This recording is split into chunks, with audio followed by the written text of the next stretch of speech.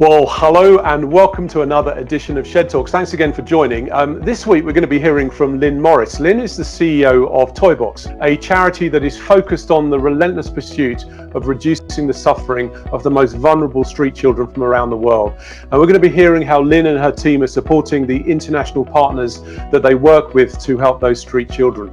Really humbling stories. We're also going to be hearing from Lynne on what Toybox are doing to support the well-being of their team here in the UK, their physical, their mental, their emotional well-being. So some really good stories, some hints and some tips that Lynne's going to be sharing.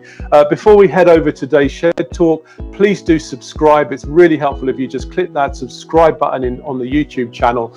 But anyway, without further ado, let's hear now from Lynne Morris, the CEO of Toybox. Right, so I'm delighted to welcome now Lynne Morris. Lynne is CEO of the charity Toybox. Hello, Lynne, and welcome. Hello, Francis. Thank you for having me. Thanks a lot. Thanks very much again for your time today. Really appreciate that. And so tell us a little bit about Toybox and the work you do for Toybox. That would be really helpful. Sure. So Toybox is an international aid and development charity. And we work exclusively with street children.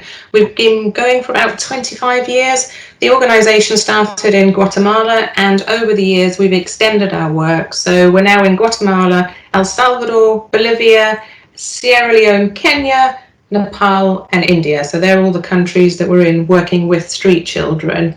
The question I get asked all the time is, Toybox, what's the name about? And all those years ago, the idea was, it was like a vision of childhood, that each and every child deserves a childhood. And, that's slightly twee perhaps, but, that concept of a toy box with the snakes and ladders and the glove puppets falling out of it, that image that no child should be on the streets, no child should be working on the streets, children should be in safe, secure homes, and they should have their own little toy box to play with. So that's where the name comes from, because that's the question I got asked most about Toybox. Simple name, but explains exactly the vision for the organisation and the way you operate. So you've got obviously the base in Bletchley and Milton Keynes with your team there. Yep. But you work through a network of NGOs. Could you just explain a bit about how the work actually gets done with those young street children? Absolutely. So we work with partners, because at Toybox we believe that the people that are actually living in the context, they understand it. They know the reality. They've got relationships with local authorities. They've got relationships with the local gangs on how to work through things and get things done. And we also believe it's more cost effective. We can get absolutely more money to the children by working with that one partner agency in country who, as I said, is expert in it. So we don't make the assumption that us sitting in Bletchley can go, oh, we've got the solution to your problem and, drop it from a great height on them. It's a real partnership where we sit and we discuss how we can support them and what they want to do and what they want to achieve to get these young children off the street. So working absolutely with fantastic and dynamic partners in all those countries. So your partners are the people on the ground interacting every day and providing that support. And then you're here back in the UK providing all of the necessary support for them to enable them to do what they're doing. Absolutely. So in the UK, as well as raising the money that's needed to do all of this, we're supporting them with all sorts of things, whether it's safeguarding, whether it's how to improve the life of a child, how to measure the impact that a project's having. All of that type of stuff is done in collaboration with our partners. And some of our partners we've been working together for a good 12 years. So, there's a lot of trust in each other, there's a lot of support for each other, and they are super courageous people, because I'm sitting in my office, my nice safe office in Bletchley, but they are out at night talking to these children, and often the children are stoned, or they've had too much to drink, or they're not in a good space. So the atmosphere can switch very, very quickly, but out they go every night to see what they can do to engage with these young folk, to see how they can improve their lives.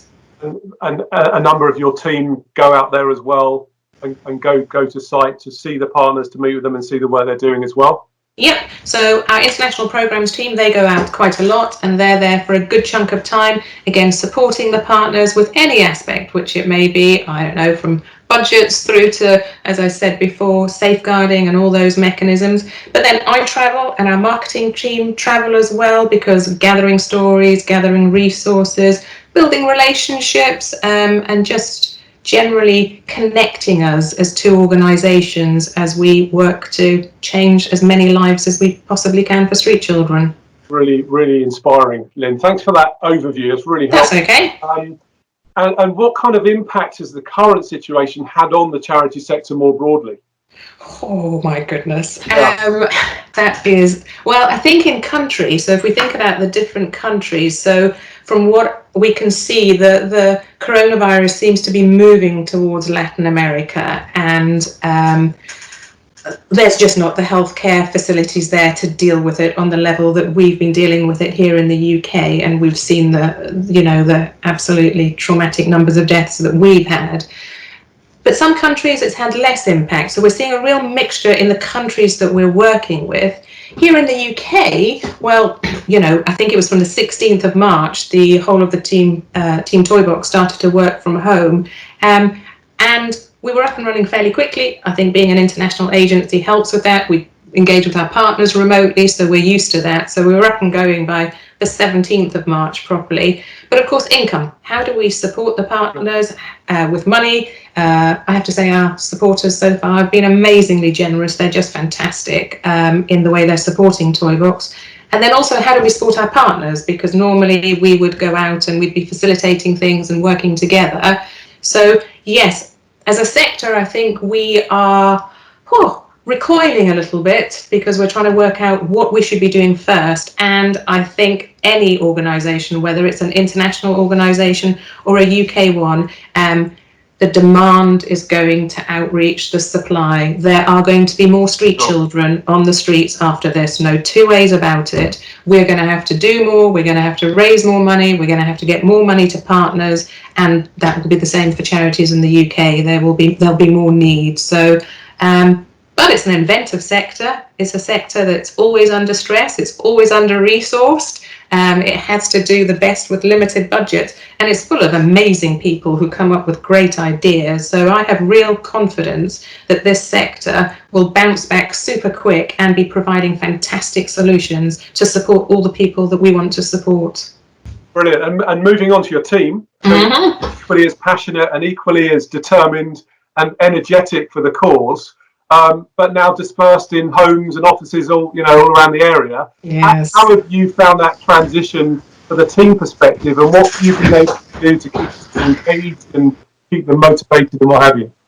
I think from the team perspective, I sort of looked at it from three levels. I was thinking of it from so you've got your physical well-being, your spiritual well-being, and then your mental health, haven't you? So the first thing we did was I set up a WhatsApp walking group, and we decided that as a team we were going to walk to Guatemala City. And let me get the figures right for you. It is 5,410 miles to Guatemala City, and hot off the press, we have done 1,347 miles so far as a team. So we've still got a bit to go, but we're moving in the right direction. So that was the first thing we did, because we thought people, something to do together, getting people out, making sure that everybody wasn't just sat at their desks. And then I added in a photo competition. So when you're out and about, let's take some photos of what you're seeing. Oh, Milton Keynes is beautiful. You should see the photographs that are coming back. So we've got a photo competition happening. So those two things have been really good in sort of getting the team to chat to each other, getting the team to do things with each other. We also completed staff wellbeing forms with a coronavirus slant. So we basically said, okay, we're in these really odd times. Let's fill these forms in. You don't have to share it with your line manager, but you can do if you'd like to. And the idea was that at least it made you think about how were you engaging with people? Were you getting enough exercise? How were your sleep patterns? So lots of simple little questions that people could put in.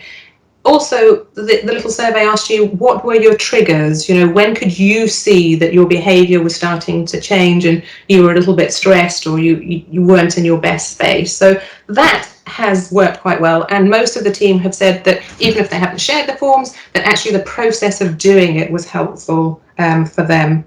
We're a Christian organisation, so we have a thought for the day on a Wednesday. That's been really good. So different people have been leading that. And of course, that's come in with, quite profound slants, getting people to think about themselves as spiritual beings and how they're feeling in this process.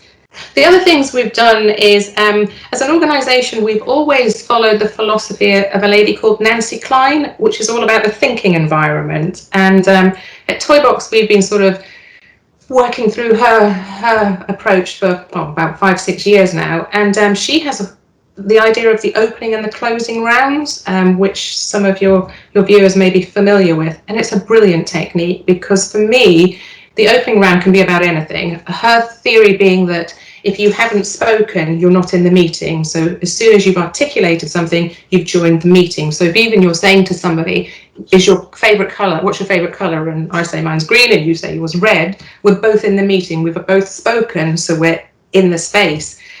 So you just ask an opening round and it can lead to all sorts, whether it's your favourite song or how your weekend was or how you're feeling about the situation at the moment.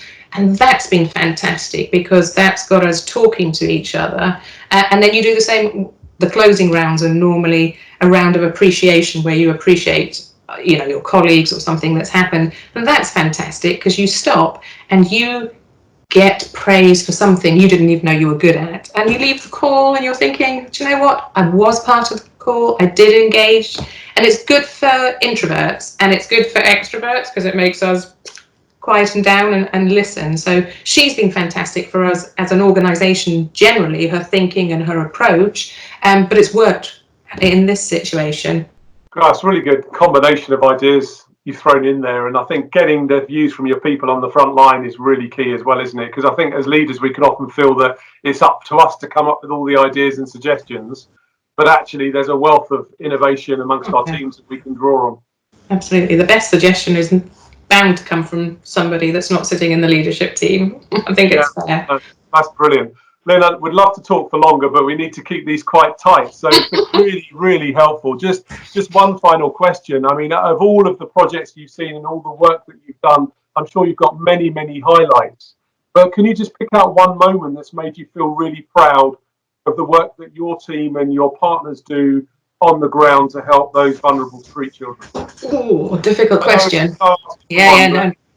Well, I think it's a recent one. Our partner in Guatemala. So children, we're being told to wash our hands. So as a street child, we're told to stay at home and wash your hands. Well, they've got no home and they've got no water. So I think the other day we got information through from our partner in Guatemala, and they're taking water tankards into an area, into the city. And of course, it's not just for the street children, but the community's coming out and people are washing their hands. And as the community's coming out, there's conversations about street children. So there's advocacy messaging around street children and the support for street children. And I think for me, in the last week, that was so exciting because it was something practical and positive and involved the whole community and clearly was supporting street children. And it just showed our partners who are not able to perhaps go into the neighbourhoods as much as they wanted to, they're still doing something and they're still thinking and it's still creative and it's absolutely life-saving. They're sending fresh water into communities that desperately need it. Well, it's humbling and encouraging, and I'm sure you've got thousands more examples you'd love to share, but that's great for now. Lynne, thanks again for your time. Thanks for the passion that you have for the charity and supporting those young children and all of your team and all the supporters. And thanks again for sharing your ideas from the front line as well. It's been really helpful.